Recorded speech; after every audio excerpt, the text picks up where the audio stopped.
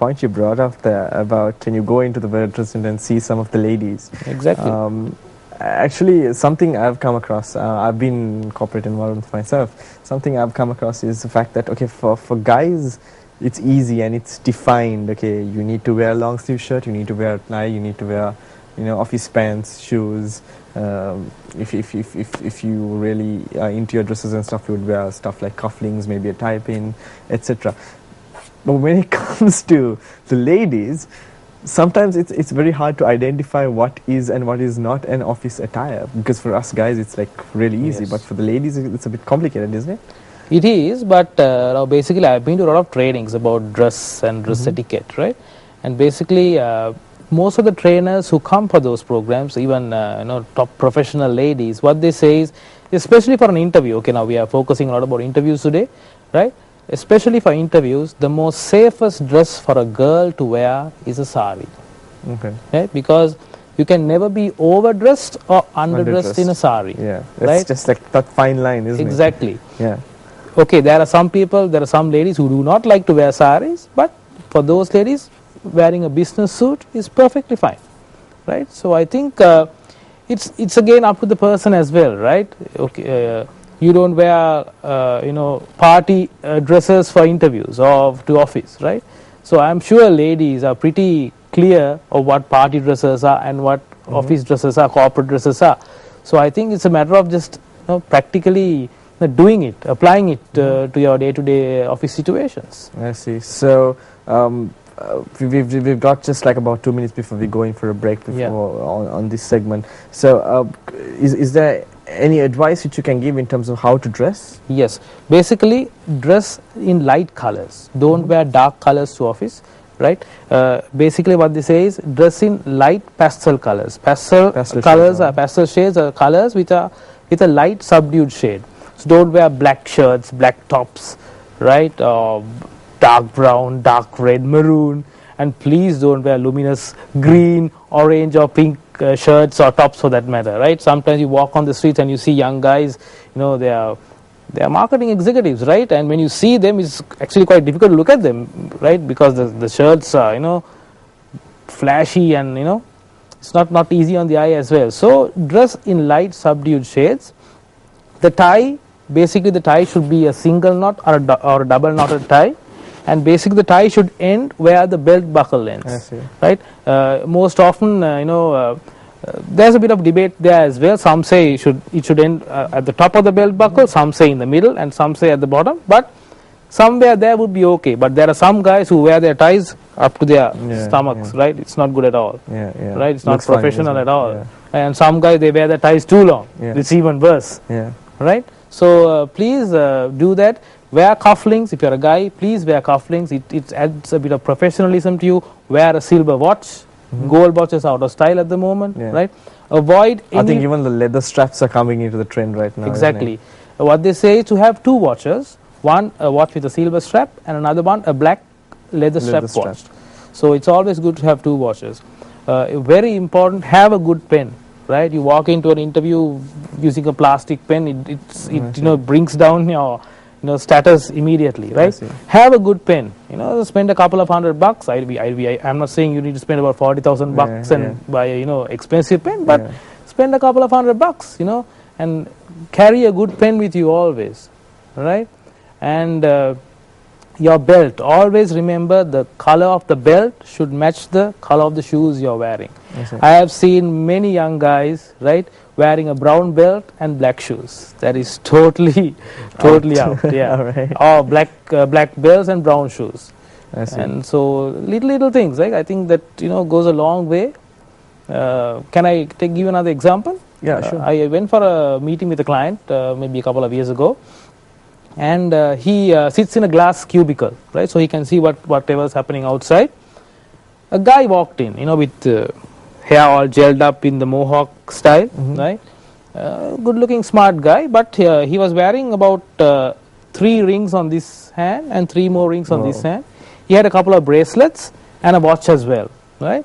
So this guy walked into the office and he sat outside my client was the managing director of that company. He sat outside this guy's office And this guy, my client was talking to me and said, Shehan, give me a second, let me just call my secretary. And he called his secretary on the phone and asked, why is this guy, there's a guy here outside my office, why is he here? He said, sir, boss, he's here for the final interview for that vacancy. You know what my client said? He said, please send him away. Look at the way he's dressed. Look at his hands. He has rings on almost all his fingers. Right? Please send him away. I don't have time for people like this.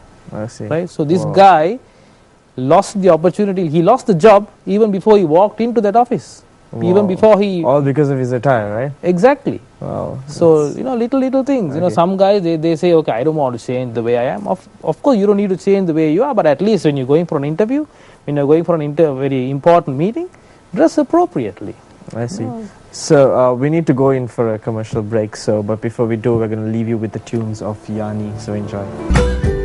Welcome back to Good Morning Sri Lanka on MTV Sports. I'm Vasam, and with me is Shehan Kumar giving us tips and advice on how you can brush up on your interview skills. Now, during the first two segments, Shehan, we covered a variety of topics, including the importance and attire, CV skills, Yes. etc. Now, one thing where we left off during the last segment is men's attire. And what we did not touch on is how important the female's attire is as well, Yes. the ladies. And if you could give us a few pointers on that as well. Yes. On the ladies' attire. Yeah. Basically, similar to the men's, right? Try to avoid wearing dark colors. Try to wear light, pastel-colored clothing, right? Avoid things like sequins and a lot of flashy stuff on your dresses. Try to avoid that. Try to avoid large dangly earrings or bangles, right? Because we do not want the interviewer to lose focus, right? So sometimes if you are wearing large earrings, when you shake your head, your earrings also clang, clang, and the interviewer might lose focus. And try not to wear excessively short dresses, because you might get the job for all the wrong reasons. I mean, there's something, I'm going to ask if this is a myth or not, or what your opinion is. Something I've heard in the past is that when a woman walks into an interview, it's always recommended that they wear red. Right. Do you think that, why do you think they say that? Is it true? Not really. I think it's the first time that I'm hearing of this. I don't think... Because apparently it's appealing when a woman wears red for an interview. Red is the color of love and passion. So I don't know what message you're trying to give out there. Right? So, but basically try to avoid, what they always say is to wear long, loose and covered clothing. Right? So that you would not distract the person interviewing you. So as I said before, you might get the job for all the wrong reasons. You don't want that to happen. Okay, I get what you mean. Which is probably why the whole red thing. Yes. All right. Okay. Getting on to the next question. Now, something which you also, when I had a discussion with you before we did commence the show this morning, is the fact that you said that handshakes are really important. Exactly. Could you elaborate a little bit on that? The handshake is your first physical contact with the person interviewing you, right? So, how you shake hands with that person will give a first impression about yourself to that person who's interviewing you. So it's very important you give a proper handshake. I see. So a lot of people say that you should have a good grip when you give a handshake. Maybe you can give us a little demonstration. Yes, of course. Come forward. Let's do some handshakes. All right. So I'm going to use Wasam as an example to teach you all how to shake hands. All right. Right? The proper handshake is you interlock the thumb and the webbing with the other person's hand. Like that. Right? You look the person in the eye. It's very important, right? Maintaining eye contact when you're shaking hands is very important. I've met a lot of people who shake hands when they're doing something else. They look at their computer screen and they just say, hey, what's up, right? So it's not good at all, right? You shake hands with the person, you give that person respect. You look at that person in the eye.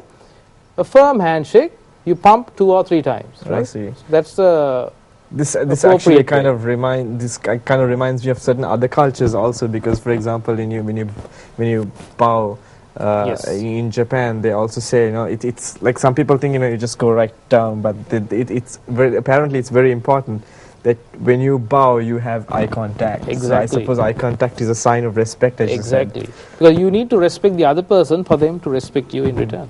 Right? So it's practiced in many cultures, isn't it? Yes, it is. Right. So then there's another handshake called the rubber glove. This is a famous handshake of politicians and clergy. Okay. Sounds interesting. What is a rubber glove? You shake the hands, right?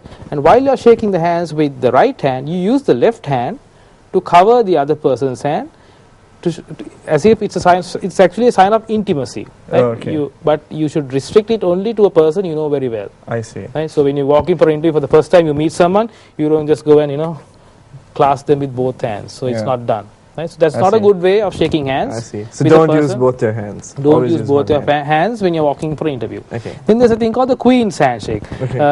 For us who grew up watching TV series like Robin Hood, right?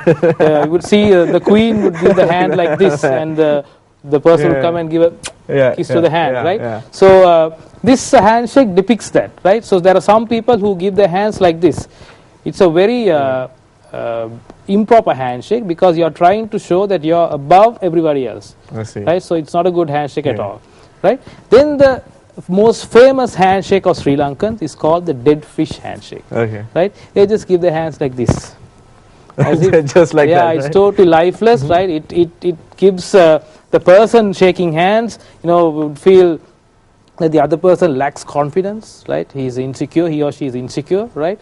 Especially ladies. Ladies, they love giving this dead fish handshake. So please refrain from giving this handshake. That's actually something I wanted to ask you, Shahan, because I'm obviously maybe wrong listening to what you just said. Now, I've always heard of this firm handshake when it comes to guys, but apparently you need to go more gentle when it comes to women. Is that true? You need to go more gentle, but not a dead fish handshake. Okay, so right? so it would still be the same. It'll be still firm. It'll be a firm handshake. Yeah. But confident and handshake. certain people do the whole squeeze and all that. Yeah, that's my next that's my next example. It's called the Terminator. Some people, they do a bit of weights, they build up their muscles, and they shake their hands. They grit their teeth and they squeeze the other person's hands. Right? So it's not good at all, right? Because you're trying to show aggressiveness, and I'm sure everyone has got their hands squeezed, maybe at least a couple of times, right? I see. It's not a good thing to do at all. I see. So those are like the basic.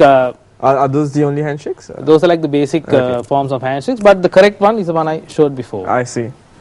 Great. Wow. So it's actually quite amazing how these little things matter, doesn't it? Little things go a long way. All right, good. Well, we need to go in for a short commercial break, Shahan. So when we do come back for the final segment, there are a few more tips and hints that Shahan would like to give you. So stay tuned for that. I mean, you take this advice, there's very little chance that you'll go wrong in your interview. So stay tuned. We'll be right back here on MTV Sports.